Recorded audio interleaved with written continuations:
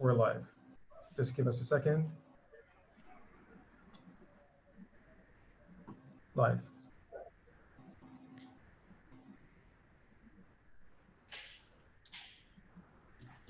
Hello and welcome to a new episode of Leadership Coronicle.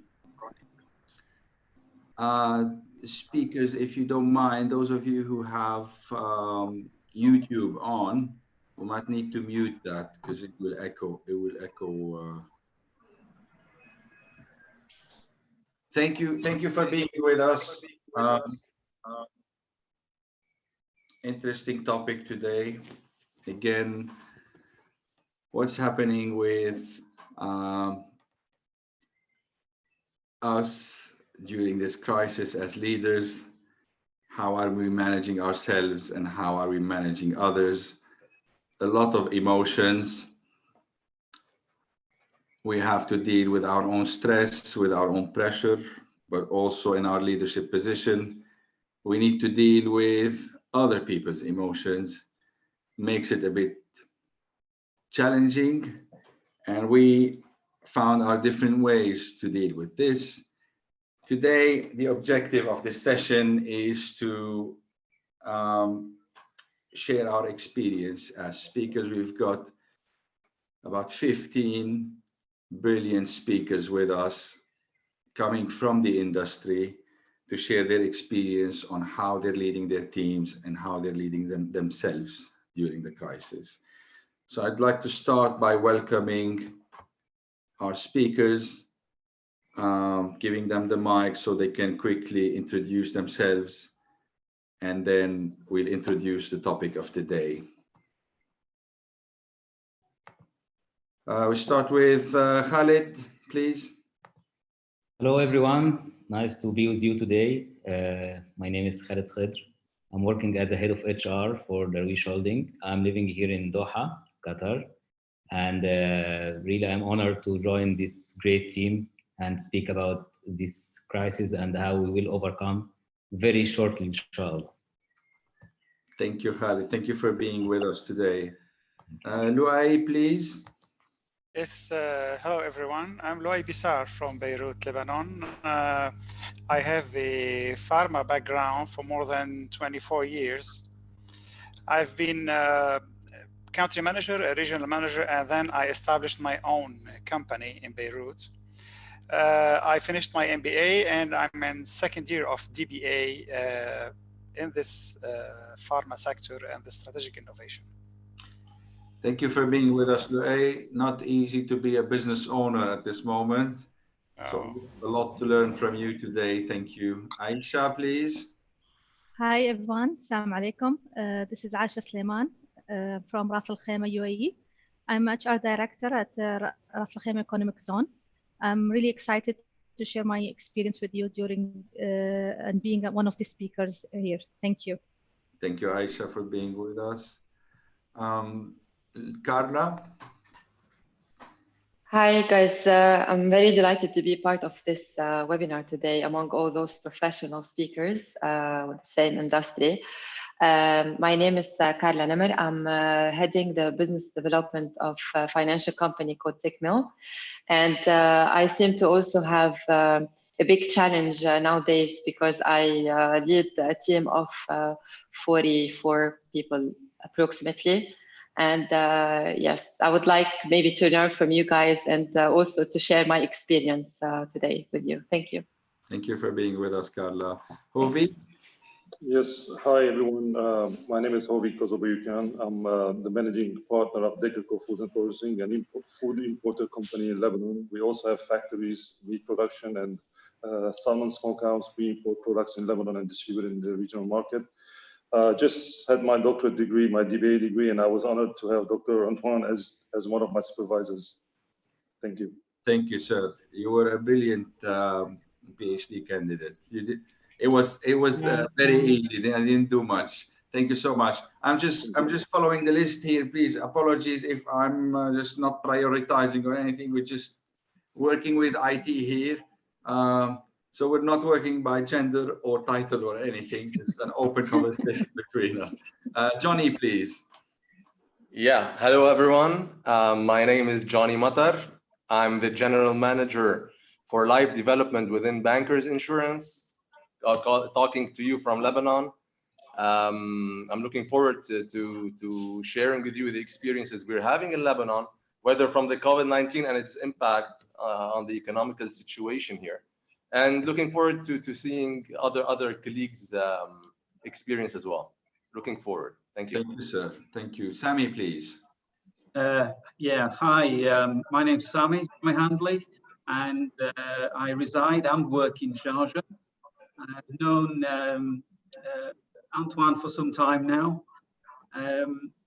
It's a real pleasure to actually sit here today and share not only the experiences, but I think some of the theories now will surface and put into practice regarding leadership and how we move things forward. I guess the closing remark for me is that we will get through this. For sure we will, but we have to just deal with things a bit differently, and let's share those today. Thank you. Thank you, Sami, for being with us. Simon, hello. Hello. It's a great pleasure to be with you all. I'm Simon Morris, the Managing Director of a business called Connex, which is based just north of Cambridge. We developed a model called virtual territory management. So we do what a rep does, but without the visit. And we have been working remotely for about 12 years. And I feel very honored to be able to come here today to share some of those experiences, both personal and collectively, in keeping clients and customers in communication. So thank you. Thank you for being with us. Your expertise is highly appreciated at the moment, I guess. I'm sure our speakers and the viewers would appreciate a lot knowing about how to manage people remotely at the moment. So thank you. Rami, please. Yes, good afternoon. My name is Rami Karachi. I'm the HR Director in SODECO company, where we are in public transportation, logistics, and warehousing.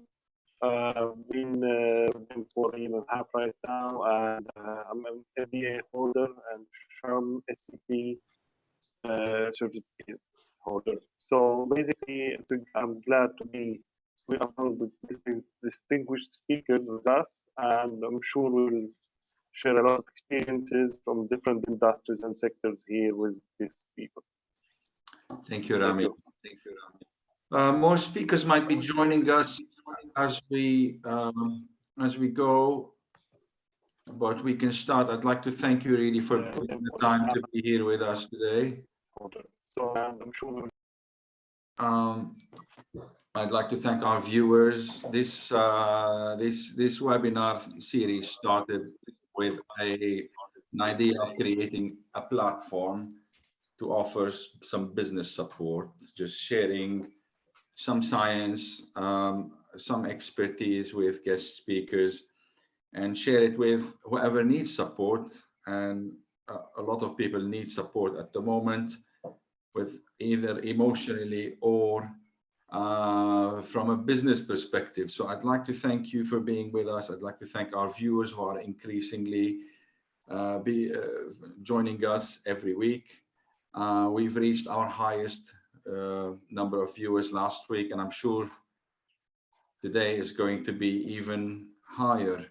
I'd like to also quickly thank the team behind the scenes who have set this up and followed up with you, and our friends at SODECO Solutions who are directing this these webinars. The agenda for today, just a couple of questions really I need to ask you about how are we managing ourselves during this crisis as leaders, and how are we managing the business?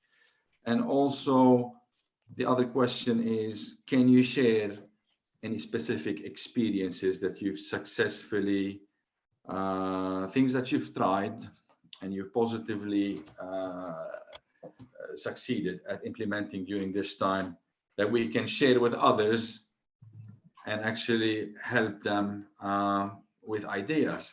Also for our viewers, please pop your questions in the chat window. So we've got our view on YouTube live at the moment. Ask your questions in the chat window, and we will be addressing them to the speakers at the end of the session during the Q&A session. That's it. That's it for me. We can start. So I'd like to just open the mic for everyone and have a conversation with you about our current challenges, us coming from different industries, from different markets. What have we faced, and how have we handled it? So your mics are open. Feel free to. Yeah, Antoine, do you mind if I make a start on this one then? Absolutely, please. So I think one of the biggest challenges that we've faced is that if you look at our business alone, there's over 6,000 staff within the beer family, and it's been really challenging because there's a lot of operators, low-level type of employees, and managing their mental state and their physical state has been absolutely challenging. I think the thing that we've really learned is what we would call very similar to the leadership model, where we call it the servant leadership. Mm-hmm. So instead of going from bottom up, we're coming top down. And I think now the leaders and the leadership certainly within our business, have learned very quickly to connect with people, because they know that these people, they need to send money home, they need to support families, support kids, and they don't know where the next penny is coming from. They don't know whether their job's going to be there. And I have to say that this particular model, albeit it's not being said out aloud, this model's working because they're connecting with people, they're working with them, and they're communicating extremely well. And I feel that the leadership is turning a different corner. They're leading from the heart. So they're now understanding that the more that they connect, the more that they will get out of people. Mm. The downside to that is that if you constantly lead by the heart, you could potentially lose the commercial aspect as well. And that's where the challenge is. And this is where I believe there's a new layer appearing within the leadership role. This is a brand new layer. It's a new challenge with leadership. And the quicker that you embrace it, the quicker that you make those decisions, the sooner that you will get through this type of corona, call it whatever you want. It's there, it's happening, we have to deal with it. Thank you. So the importance of connecting with people at this stage. Yeah. Yes, can we hear from... Can I add my point of view? Yes, Aisha. So I think from my experience as an HR in our company, being in the Middle East and specifically in Ras Al Khaimah, working remotely was not an option or an unusual option we have here as a mindset. So shifting the mindset of the staff from working from office, where they are really like to go out from their home and be in the office and used to get interacted with the teams and have a face-to-face meeting, to mind shift them to be working remotely. So we faced a lot of challenges while implementing this, because it was one of the decisions we have to make in a very short period of time. We need to really first check the infrastructure readiness from the IT perspective. If you have everyone in laptops, internet connections, the access and everything. I'm talking about 400 plus employees. And then really start to have the shifts or the sequence of the people, how they start going remotely. So some of the mindset were easy to really control, but some of the people who didn't really accept to work from home because they don't have the environment readiness at home, or they have family where they cannot really have a space. So we have to really manage different categories of staff to be able to help them to shift their mindset to work remotely. It took us some time for that. We have to go take the leadership support on this And again, I agree with Simon. Communication and transparency really plays an essential role at this stage. Some kind of motivational communication from the CEO, the chairman, helped a lot in showing the staff that this is a normal shift.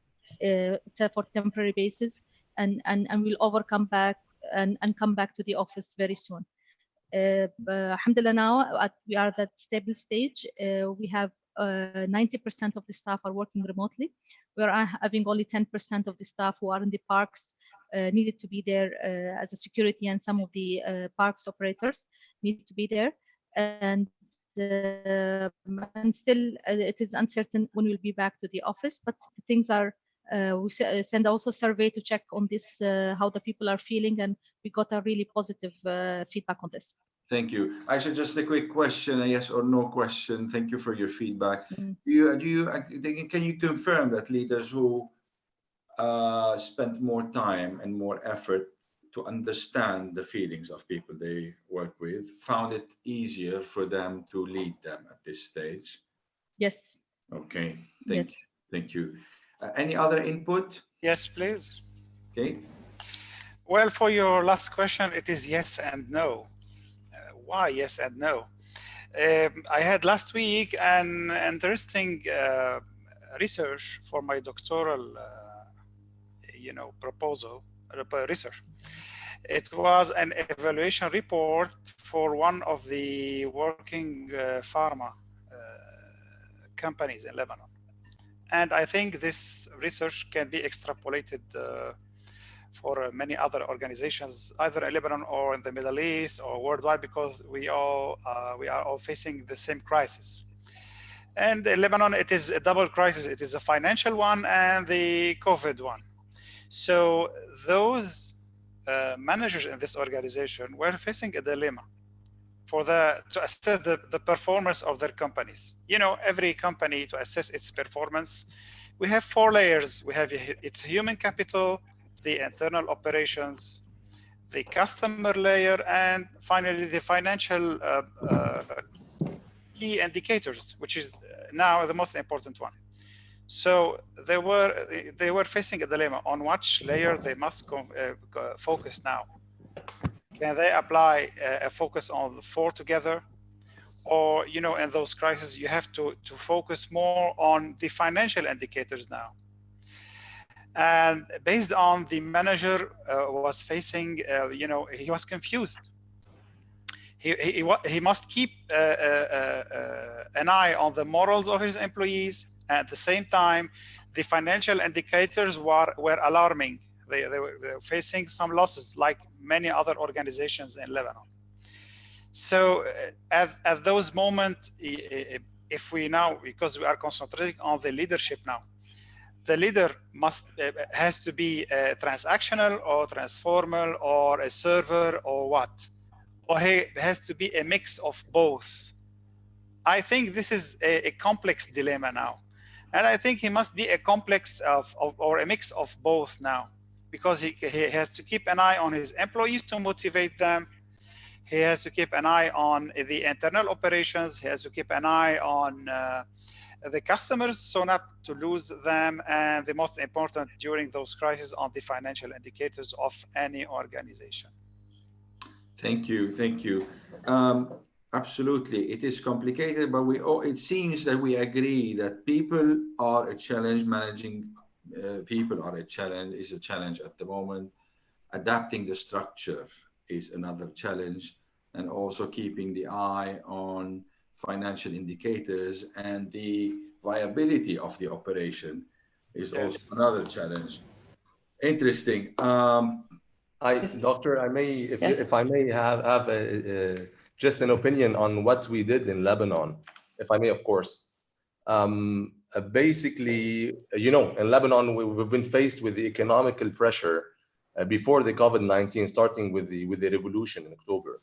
And we were way under pressure, especially from an insurance point of view, because we're in the insurance industry nowadays, like any other industry in Lebanon, is facing the financial pressure onto its sales, onto its development, onto the forex exchange. We all know what's happening in Lebanon. So comes the lockdown, comes the COVID-19, and we faced, the shocking system of what we're gonna do in a market which is already under pressure. Clients are now afraid. We have to continue looking at developing our programs, our products, our sales, or else us, like any other industry, we're gonna go bankrupt. It's the system of survival here. So what happened, or what we did, was divided in two aspects. The first aspect is the morale. I've had the chance at working with you. You were a mentor, and from an insurance perspective in Lebanon, we work face to face, meeting, sitting with people, conducting financial need analysis, all of these issues, and that was completely out of scope. So what happened is, I have 250, a sales team of a 250 member, other than the employees, and our partners, our team, were like in a shock on what to do. So what happened is, we directly, within a week, we changed the whole process of dealing in our sales program, in our dealership with them, how to deal with the team. And we changed the module, whereby, of course, Zoom is a social platform that we used aggressively just to keep in contact. Online training, online bombarding from positive notes, from what's happening in the market, from how to approach clientele, for us to keep the momentum, the positivity, and for the team to just keep on believing that we have solutions. We are working to keep the morale up. In parallel, we tackled aggressively the technical, as the lady said, the technical aspect of working remotely, on how to sell via the social platform, which is Zoom or Microsoft Teams, if I'm not mistaken, but we're using Zoom basically. And what happened is that we changed the whole sales process. Now it's automated. We're conducting online meetings with our clientele. The online meetings are purely focused towards graphics, towards presentations, towards online approaches, online prospecting, online presentations, and it's shaping towards the future, whereby the sales process within the insurance industry, we're seeing it as effective as it may be from an online perspective. So the face-to-face towards online is taking shape, if you want.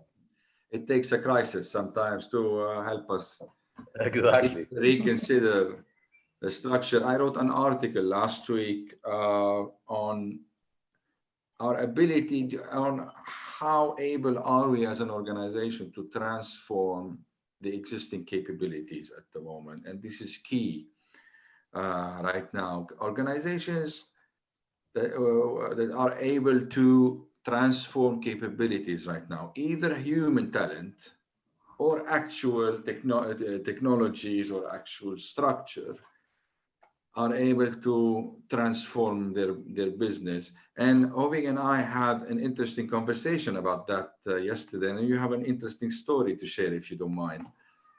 Well, yes, if I may.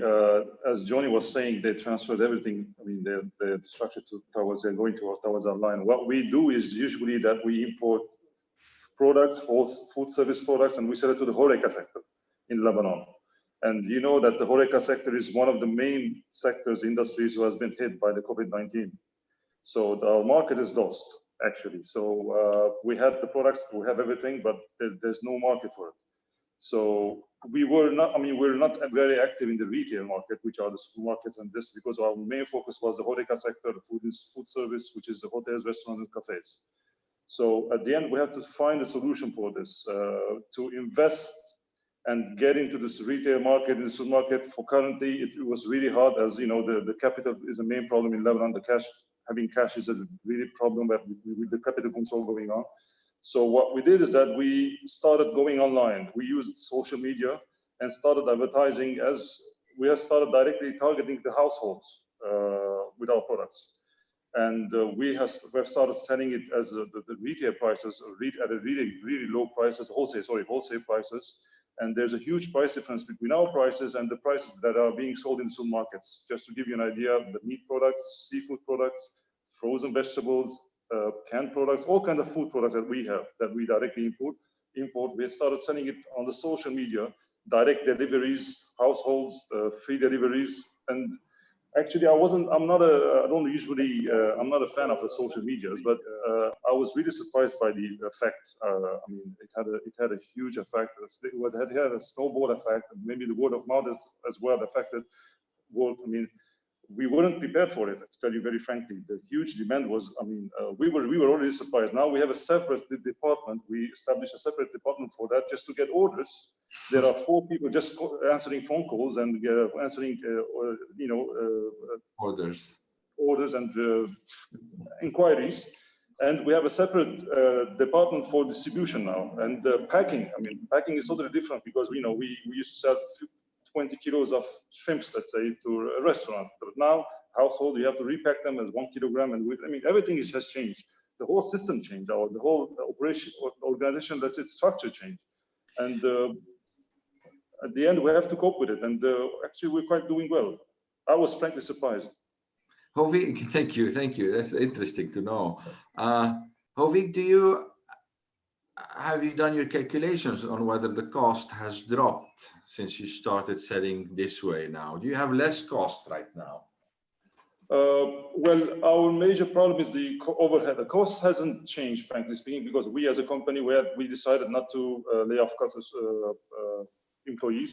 We didn't lay off anyone until end of this year, let's say. But then again, with this method, we started covering our costs, frankly speaking. I mean, the loss is much lower nowadays because of this this selling system. This is how it is. Interesting. Would you, if after this crisis, would you continue doing this? Of course. I mean, it's a totally new market for us.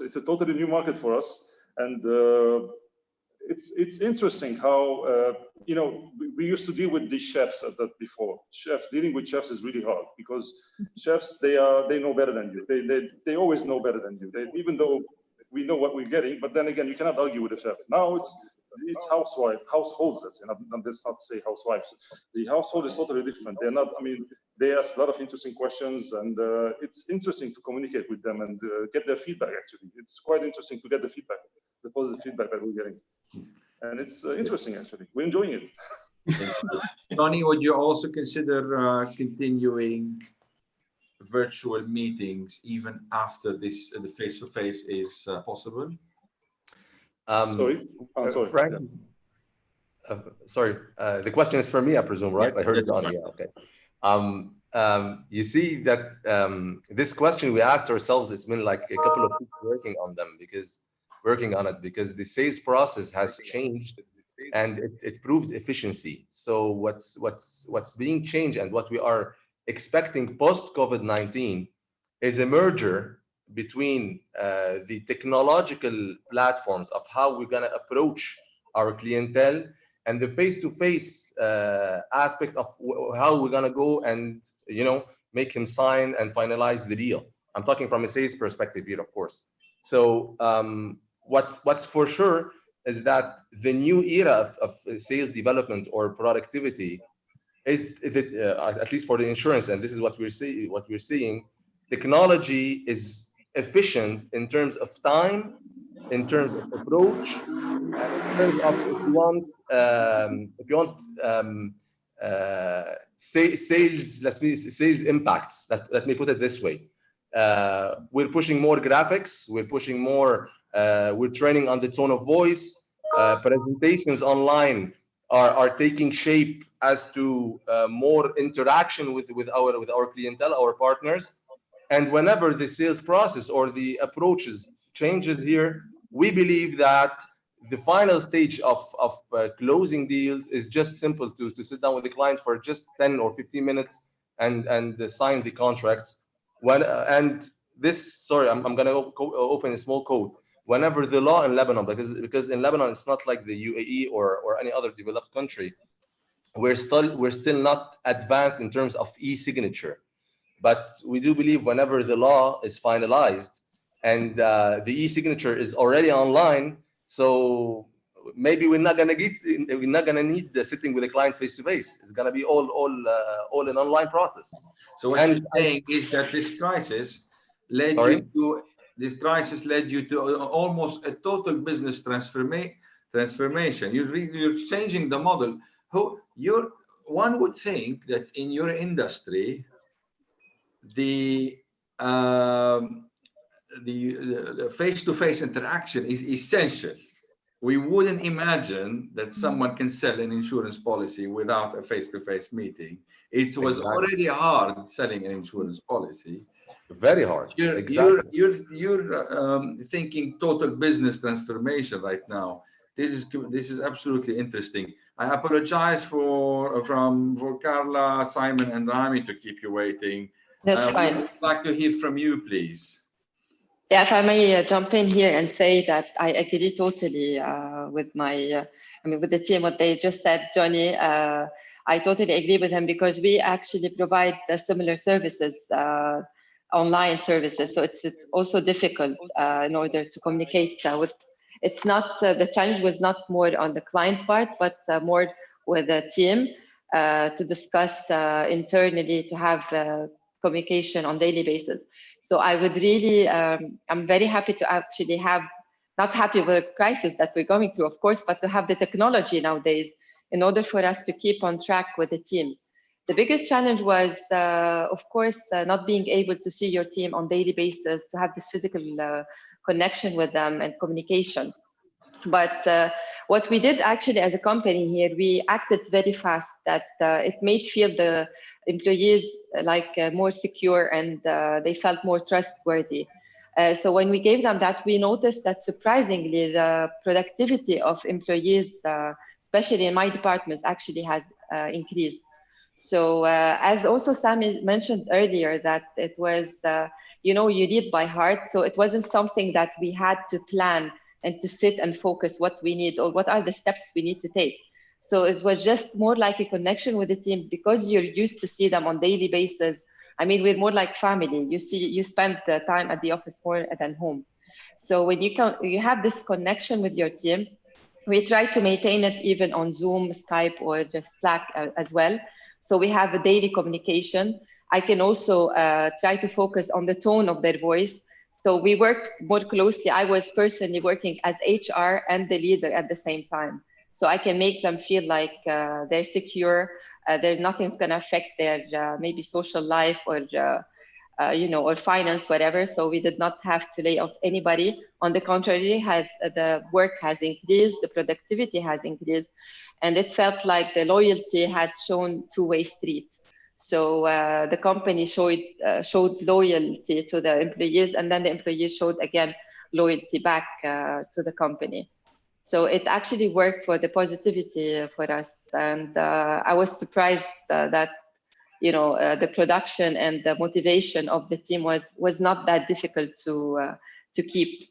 So as long as you made them feel they're safe, they're okay, you heard them and you heard what they need. And also with Aisha said that they've done the survey, we did also the same thing. So we try to tackle all the needs and concerns in order to make them feel more happy and so they can feel that they still belong to this company. Thank you. Well, if you allow me, Dr. Antoine, I have a question here. Yes, sir. For Carla, for other. Yes. It's exciting to have this sharing those experiences. I think it is a matter of adaptability for all of us to lead our team, to lead the companies we have. But at the same time, what about the financial figures and the customers? It's a growing competition now. How can you, as a leader now, balance between those demands? We have to motivate our employees all the time so they can run the business now, and those pressuring they have all under pressure.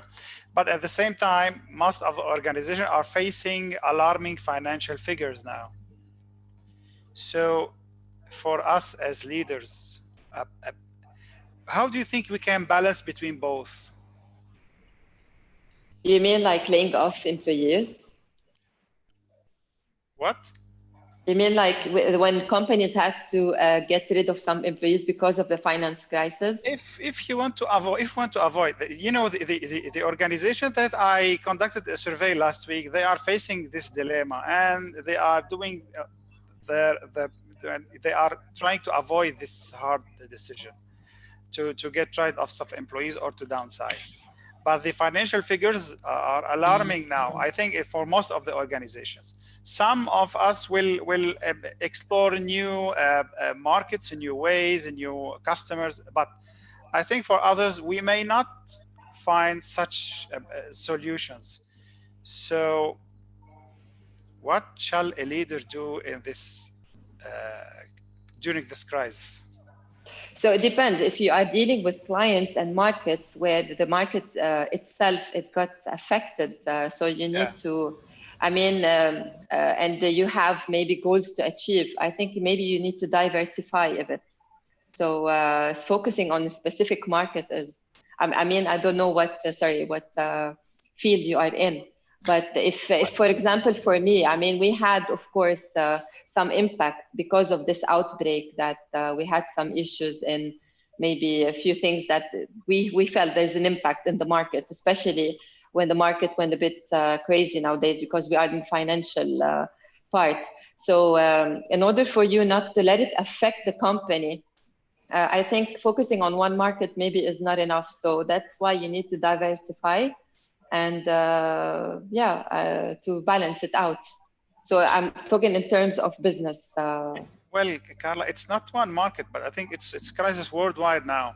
Most of the organizations are facing such a dilemma. I don't know if other colleagues agree. If I can add, please. Yes, so, in that terms, because your question will differ from one industry to another. It depends on how the industry is doing in the market. But from the leadership perspective, I think the leaders needs to be more resilient at this time, not on the literal sense, but more in their ability to transform and innovate and make fast decisions. It's very essential at this stage. They should not take time to make decisions and make changes.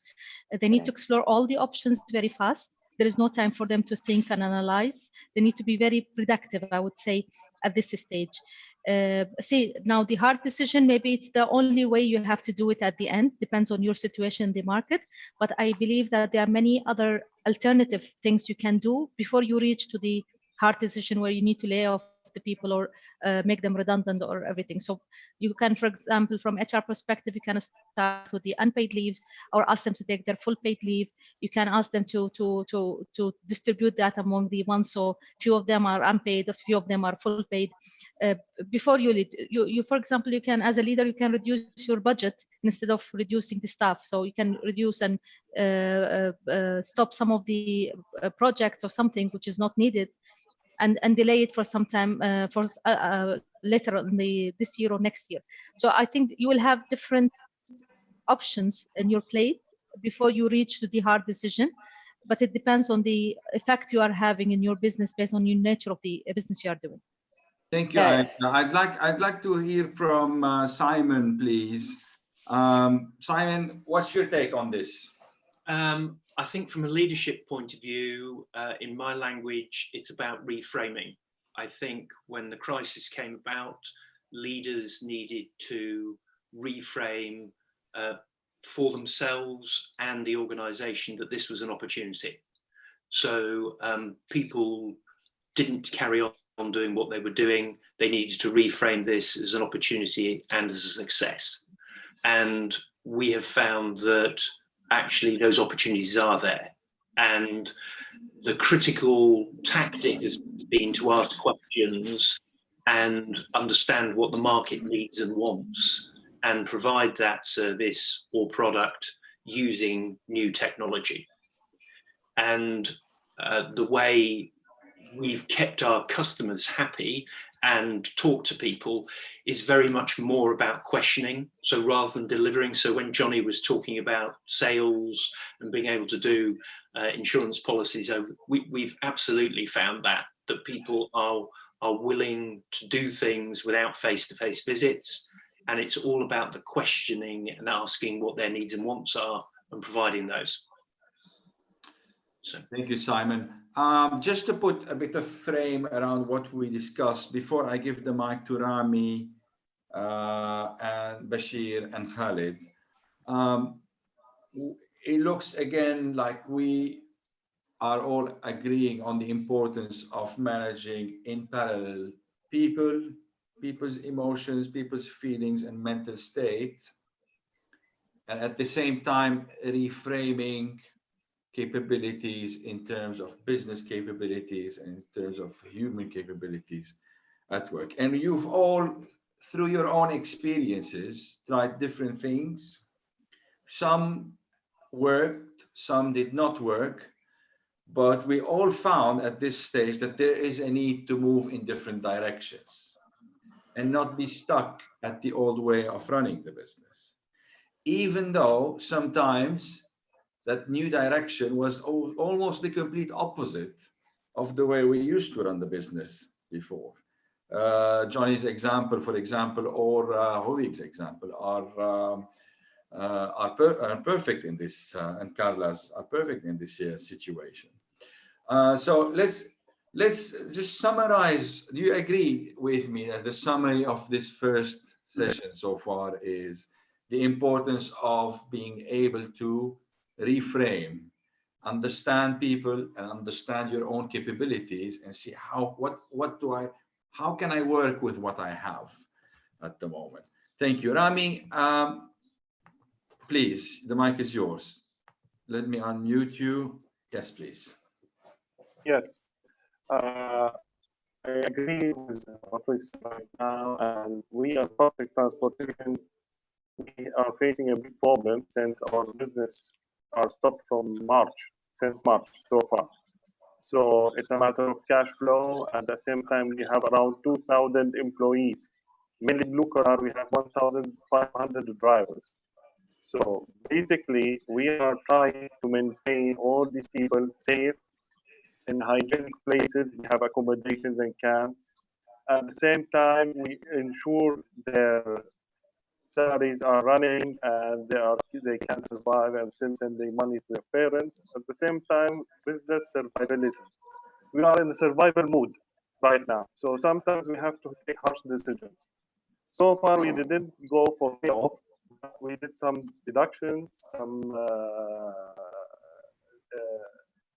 from the leave accruals being deducted, and starting to lead by example, okay, and to build the trust between us and our employees. Also, we started the reduction on March on ourselves, the top management, okay, and the rest of the staff, they just earn their salaries fully, though there is no work. The main bread and butter for our company is the public transportation. We have also warehousing, and we have other business, other side of business like bus dealership. However, the main business is public transportation, which is bringing a big amount of money and cash flow to the company. Now we are running a problem without the cash flow, yet we are trying to manage.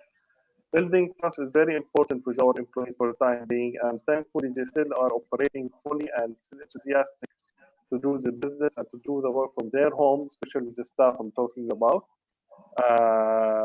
We have created a new budget, okay, for the upcoming months, medium term, short term, long term, new objectives and KPIs for our staff has to be created because now everything is changed.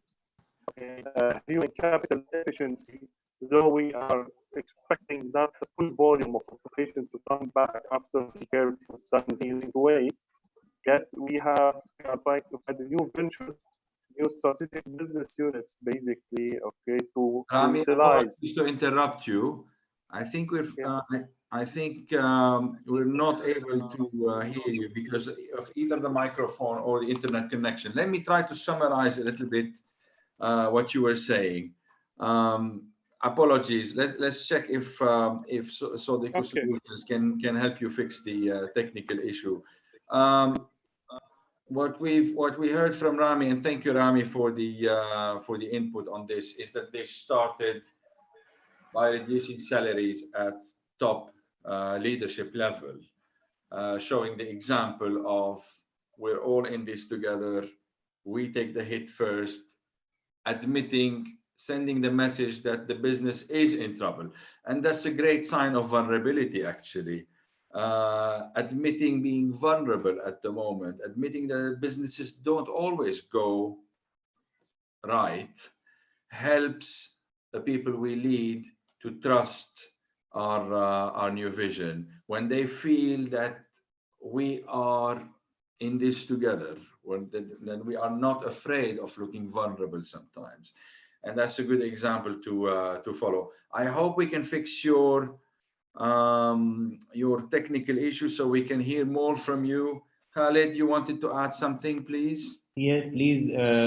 For sure, this crisis wasn't unexpected, and the uncertainty that we faced, or all the leaders faced this time, was really shocking for them. But it shows some of the leadership style that were able to cover or overcome this crisis, and how they managed to deal with their employees, and how they try to give them support as much as they can, and deal with such emotional intelligence way on supporting them, even if they are laying off, or even if they are conveying for them some messages. So my point here, the communication style of the leadership, or the leaders who are communicating the messages to the employees while they are reducing their salaries, while they are laying them off, or while they are just asking them to get on unpaid leave, it makes difference, and it will affect the company after the crisis, after they come back. It will affect the morale of the team. It will affect the people that is staying in the company and didn't leave yet. So they will see, or they saw how their colleagues were treated, and they will, based on that, they will start to give to the company what they can do from their heart, or just will be normal employees. Khaled, thank you. This is interesting, because just for our viewers to know, the Rawish Holding, where you are the HR director, they represent big brands such as Rolex and others, and you work in retail at very high level. So you've got shops, in every mall, you've got big malls, and as we all know, the retail industry is severely affected right now with what is happening. So income dropped dramatically, but at the same time, in retail, there's very high operation cost. How are you managing this from your perspective as head of HR? First of all, we were lucky to have a diversity of business, that we have electronics, meanwhile fashion, meanwhile jewelry. So in some business models were successful, and we activated the e-commerce model. So it helps us to sell more and try to attract customers. Of course, not like before, as you said, that we have an operation cost and the shops are closed in the mall. And we need to lay off some of the stuff, but the messages that giving to the staff makes different on that regard, to tell them the situation and that they are our assets, and if there is a chance on returning them back to work, it will be priority for them. Okay, thank you. Any other input here before we move to a different topic? No. Okay, so let's recap just quickly. A lot of challenges. We're all from our own positions as business owners here, as directors of learning, as directors of HR, and directors of our companies in different industries. We realized that businesses needed change, fast change, as Aisha described it, the ability for leaders to spot opportunities, and as Simon said, reframing opportunities, reframing capabilities.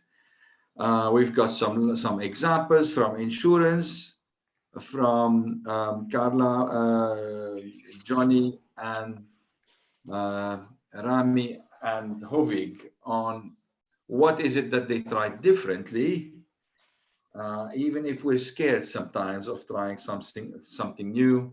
A crisis offers opportunities, and with opportunities sometimes comes great gain.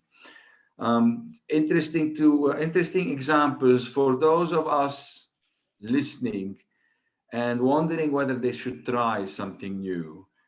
Maybe we need to start thinking differently.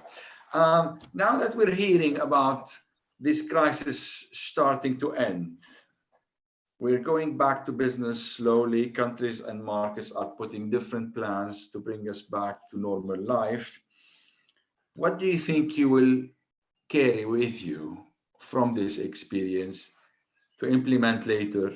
What opportunities have you seen and what changes will you make in terms, please remember to speak in to wear two different hats, in terms of how to manage other people you work with, and also in terms of how you lead the business itself.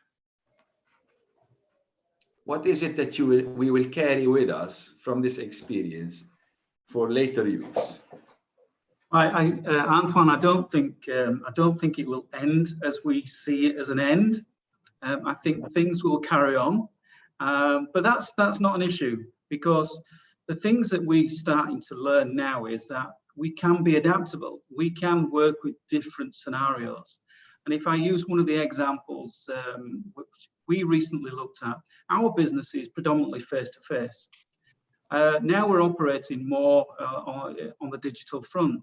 And only 2 weeks ago, we launched a brand new qualification, and that's done virtually. And it's working. It's working fantastically. So for us, why would we want to go back to an archaic model when the new model is working better for us, it's more effective for us? And then secondly, the thing that I certainly would take away is the communication with the team has been the best communication I have ever experienced. And that's because you've had to make an extra effort. You've had to go that extra mile to make sure you keep connected with them. So what, again, why lose that? Why lose that momentum? Why do you want to put your people back into the old state when they potentially now are getting used to it? And this, and if you think of, Aisha mentioned earlier about, are we the only females on the block? Well, if you think about the mothers, they are the ones that have been the biggest set of people that have been challenged. Not only because they're now working from home, they're now double the housewife. They have to deal with their kids because they're homeschooling. They're dealing with the husband because he needs feeding a little bit more than normal. So imagine the leadership skills that the females need to have in this progressive state. Why would they want to go back to normal as well? So for me, there's a lot of learning. I think I wouldn't want to go back to how it was, because we've become more effective. We've bonded better as a team, and I believe the business has bonded tremendously, really tremendously. I don't think they've seen the CEO, group CEO, or any of the CEOs being so active in the business. Would you want them to go back to the normal? No, you wouldn't. So that's my 2 pennies. Thank you. Any other? Yeah, Doctor, I would tend to, if you want, go and approve 100% what was said now, because as we are discussing it, as we are going along towards where things are going. Yes, I agree that what COVID-19 and the lockdown and the changes that were imposed on us and that pressured us to take such decisions and such changes, they proved to be, and even if not all of them, they proved to be efficient in terms of expenses. There are so many things from expense management for the company that brought efficiency. And in terms of time management, it proved efficient. Of course, we're lacking the element of human interaction, which we will see how to look into it. But from an internal perception, I mean, how we are dealing our business module, I think the post-COVID-19 and how things are going, we learned a big lesson as to we were pressured to take decisions. We were pressured to change the modules. And frankly enough, you know, the code tough times, desperate measures. We took these measures and they brought an added value towards how we're doing business. Now, let me just open a small quotation on this. In Lebanon, I'm talking, this is our internal business module, but we have to look to tackle the market. The post-COVID-19 market, this is another story. We are in a deep economical situation, you know, we are in a problem, and we're asking ourselves what to do. Of course, you know that insurance, and you know pretty well that insurance work in times of volatility, work in crisis, because our job is risk management by per se. What we do is we wait for risks and we cover the risks. What's coming on board, I know there is a huge financial crisis coming on board, and we have to be proactive in terms of expense management, in terms of how to deal with our business. But on a parallel note, what we're experiencing is something very, very interesting. We asked ourselves, what are the problems that we are facing in Lebanon? What are the loopholes that we can cater in terms of risks? And 3 loopholes were surfaced to us. One, an economical problem, in terms of, you know, we've all heard what's happening with the banks, the capital control, the Forex devaluation, et cetera, how we can cater within a solution from the insurance industry, because we have such solutions. Number 2, the social pressure and the securities that people are, insecurities, so to speak, that people are feeling, and how we can cater for them. And number 3, the economical and financial pressure on the purchasing power and people, and how we can cater for them, us catering for their risks. Because, you know, with the Forex devaluation, whenever somebody was earning, for example, $10,000, is now earning $2,000 in terms of value, Lebanese pounds to dollars. And so that's a very specific to a market that is going through different dimensions of trouble at the moment. Thank you. Just if you allow me to just summarize, you are trying to identify opportunities and you're trying to create different solutions for different opportunities. There's an interesting question I'm reading here for Simon. Simon, it's obvious that your business has somehow foreseen a solution for this before it even happens. Yes. By creating systems to help people work remotely. How has your business benefited from this crisis? And if it did, how are you giving back? So the business came out of a mistake, in a sense. So very much what we're talking about now. A sales director saw an opportunity because 4 of his reps left all at the same time.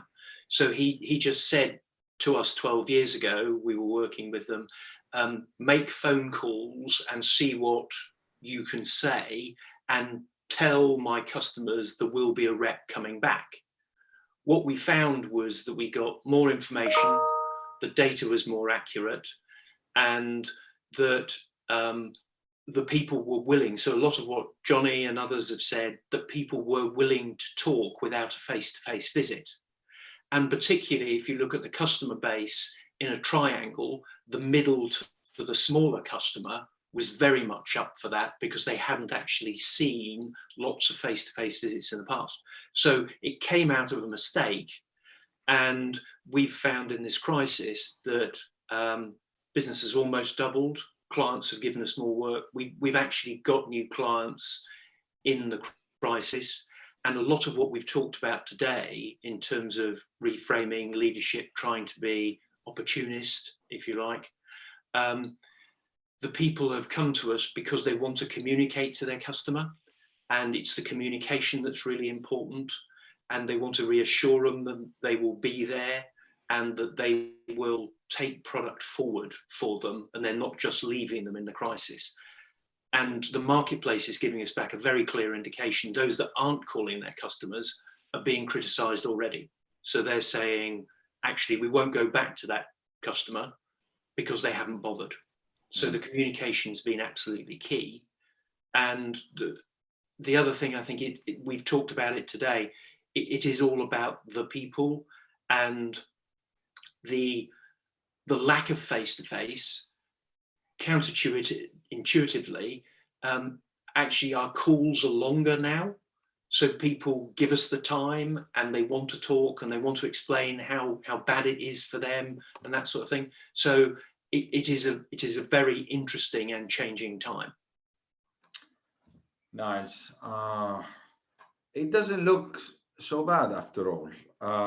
If we remember how it started and how we all went through a normal process of fear, denial, acceptance, learning, and then implementing whatever we're doing, but at different lengths, it doesn't look so bad. I've had an interesting, I have an interesting story that I'd like to share with one of my clients, one of the very big investment companies in the world, and I've been doing leadership development with them for a while. And I sat with the CEO, and he was telling me, I've invested a lot to get these brains from all over the world. He has a team of some of the best brains in investment in the world, and they've put them all in one team. They're really brilliant people. They do really well. They have amazing and very good cash flow. But with this, they've been hit. And his one big concern was, my salaries are quite high. What do I do? So we thought a lot about this, and we came up with a somehow unique solution. We decided we are going to increase all salaries overnight by 10%. And here's the rationale. Everyone in that company is thinking, oh my God, I'm going to lose my job. They're not going to be able to afford me. All my friends are losing their jobs. They're being put on furlough. And the trust was shaken. The trust in the market, the trust in the company was shaken. What the CEO has done is actually reverse the table completely. No, we're a good company. No, you can trust us. If you can trust us in times like these, imagine what will happen later. And it actually changed the whole dynamics in the team. 10% increase, we're talking about millions of dollars every month. That's what 10% is to him. But that led to a new spirit, a newfound spirit in the organization, where people are working hard without being supervised to pay back the security this job has offered them. So times like these require a lot of creativity sometimes, a lot of risk taking. Some might not work, but nobody would have expected this to happen, and nobody would expect your solutions to work. So anything works right now if we're creative, and if people are on our side, and if they're supporting, things might actually lead to safety. Thank you. A question for Carla from the viewers: how can schools diversify in at the moment? What advice do you have for schools? For schools, I didn't quite get the question clearly, but in terms of this crisis, I think school, I'm talking in Cyprus, they've done really good job. A lot of them, they took a fast decision. Students had to stay home, and thankfully, again, to the technology we experience nowadays. It's not an easy job as a mother myself to have also monitoring and helping the kids at home to be online. But what the schools did nowadays, it was also unexpectedly how they reacted very fast, and they kept their courses online. They've also used technology, Zoom or any other platforms to keep the students, so they don't lose any semester for their years. So in terms of schools, I mean, I can only say that they've done a pretty good job. So there's nothing else I would think of because this is also the schools, what adapted is also technology. In terms of any other business, they've acted this pretty much the same. Thank you. Khaled, you wanted to add something? Yeah, for the coming time that we are going to look for the capabilities of the current employees and how we are going to recruit the newcomers to look for certain capabilities that is changing. And as well, the training skills itself, so we need to develop some sort of training skills, and this is the job of training providers to come up with like how to manage virtual teams or how to manage teams remotely, how to communicate effectively as well, not without physical interaction. So this is one of the consequences that coming out from this crisis, which I see it's a good opportunity. And as well to have like a technology transformation for all your system and all what you are doing. So like from any crisis, there is an opportunity that we can use and we can get. So I believe that there will be some positive impacts from this crisis, and hopefully we'll get use of it. Antoine, sorry to interrupt, but I also wanted to add on your question. In terms of what the crisis and why would we want to go back to normal, also as Simon and others have mentioned. I also should maybe emphasize that this crisis has shown that human beings are the most maybe important investment that we should think of, because I mean, they got adapted very fast. They had to also be online. They are more productive now. You made them feel secure. So it's everything about connection. And being also a mother, and as Simon also mentioned, or maybe Sami mentioned, and also head of or a leader, it also made us feel like we have to adapt somehow really fast and wear many hats at the same time, which is really hard. But since the whole world is going through the same thing, so I believe that we had to connect on some level. So people have shown that they are the most important investment in this crisis. Well, can I add something? Because I agree what Carla mentioned. Yes, the human capital is the most important element now, because I do think that we are now in the middle of this crisis, of COVID crisis, worldwide. And we can learn a lot from if we look forward and if we look back, and look forward. And I think the most important issue is it's not only the adaptation of any organization, but the effectiveness of this adaptation. This is the most important issue. The effectiveness of this adaptation, meaning aligning all the resources from the human capital to the upper managerial level and include everything within. We have found that actually some of the face-to-face sales teams found this time really difficult. Yes. And simply and initially just being asked to call their customers in inverted commas was very difficult for them. And so some of our clients have actually had to take the sales teams and, as has just been mentioned, I think Khaled, actually trained them differently because they felt so uncomfortable about not doing face-to-face things. So again, I think it's emphasizing the need for testing and monitoring, seeing how people adapt, and then actually sort of moving forward and saying, in the future, we have to employ people who have a broader skill set, because if this is likely to happen again, we can't just park the sales team in training courses for 7 weeks, which is what one client did. This is brilliant, Simon. What leadership skills are required today that can deal with future challenges? That's a very big leadership question at the moment. Are we going to keep reacting to what the market brings, or do we have systems in place that can project and predict scenarios that can happen, and the skills related to dealing with those scenarios? That's actually the topic of next week's webinar. Thank you for introducing next week's webinar, Simon. It's about building the business bucket list.